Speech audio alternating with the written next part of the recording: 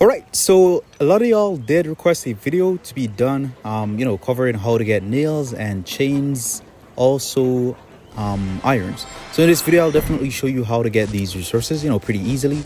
All right, so the first zone that you'd need to go is the green zone. All right, so the green zone, which is the greenstone zone, also known as the Baldur's Cliff. You to get irons in the green zone, all you got to do is to just farm the stone deposits. Each stone deposits gives iron ore. All you got to do with the iron ore is to smelt those into iron. Also, to let you know, when in the smelter, just to ensure that you have a campfire to put wood or planks to produce coals, so that you could use the coal as fuel to burn the iron, and so that you could burn a lot. That would be more effective, to be honest. But you could also use wood to burn the iron ore. That's nothing's completely wrong with that. You could definitely do that. There are different ways to play Frostborn. You don't play Frostborn in a bubble, so there are different tactics to use.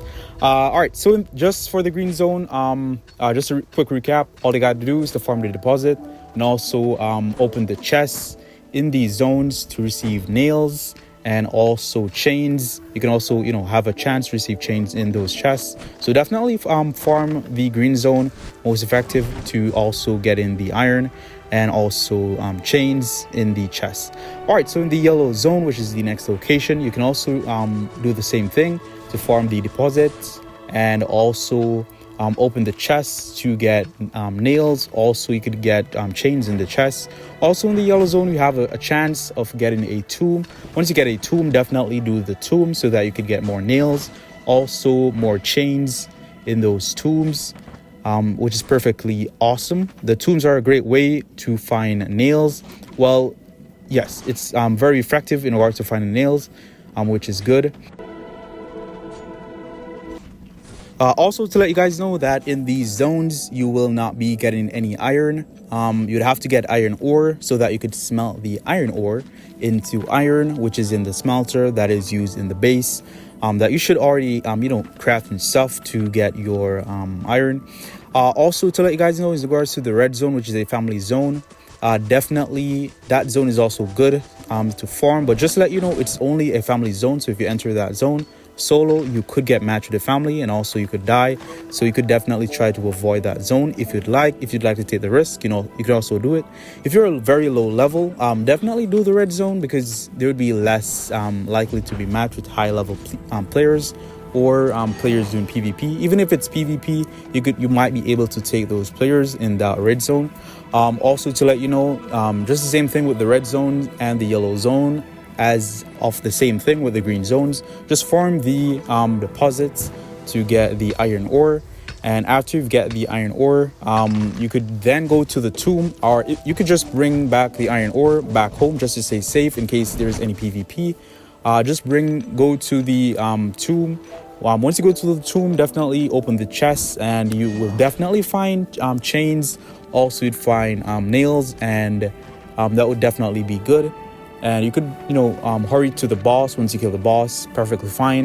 Leave the zone to not get any PvP. But the boss definitely drops some good loot, so you could definitely do that also. Or if you don't want to fight the boss, you could just open the chest and then leave the tomb. But I'll definitely recommend you to fight the boss. Perfectly fine. All right, so the next tip is the best zone to get the iron ore would be the northern zone, also known as the northern valley.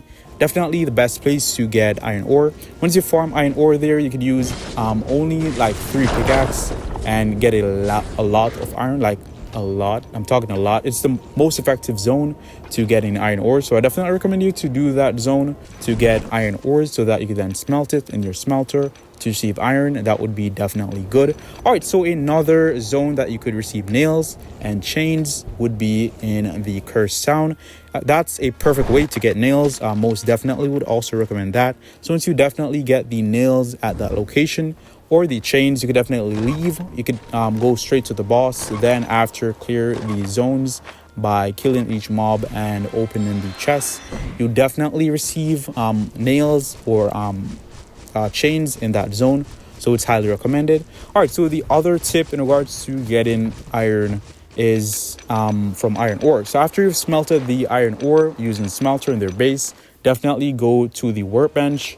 With the workbench, that's where you would use the iron to craft the iron plates. After you've used iron plates, after you use iron, sorry, to craft the iron plates, then you could use the iron plates to craft the nails within the workbench, most definitely. You know, pretty easy, pretty simple. All right, so the next location to get nails and chains in the game is definitely the Sanctum of Odin's. That's one of the best places to get the nails and chains. So you could definitely do the Sanctum of Odin's, which you should be familiar with doing. Those are one of the best locations to get iron nails and chains, most definitely. So once you go to the Sanctum of Odin's, all you got to do is to just loot all the chests. You could definitely find nails and chains there, most definitely.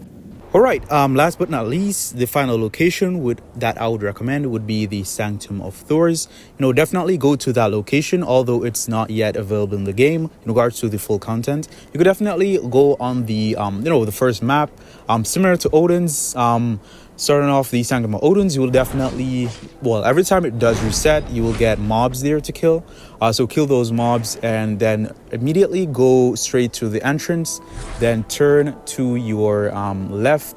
All right, so on the left hand side, there would be 4 chests with resources in there.